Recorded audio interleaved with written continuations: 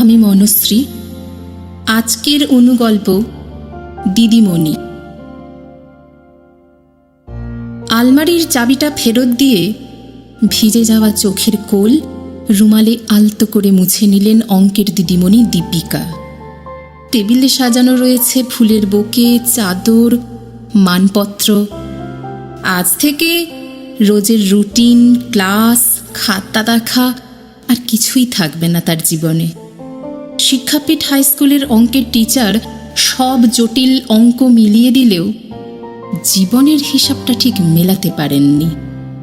ছোট ছেলেকে নিয়ে একার সংগ্রাম ছিল বেশ কঠিন। এখন সে ছেলেও কাজে ব্যস্ত, ঘরবাড়ি এক প্রকার ফাঁকাই পড়ে আছে।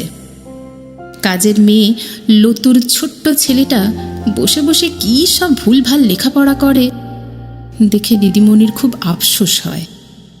একদিন তার স্লেটটা কেড়ে নিয়ে ছোট্ট ছোট্ট যোগ বিয়োগ লিখে যত্ন করে শেখায়। কিছুদিনের ভিতরই সে ছেলে 2-এর ঘরের যোগ বিয়োগও শিখে ফেলে। দিদিমণির ইচ্ছেতেই তার ঘর এখন রোজ 4-5টা কচি নরম গলার নামতায় ভরে ওঠে। শিক্ষা কখনো থেমে থাকে না, চড়ই বেতি।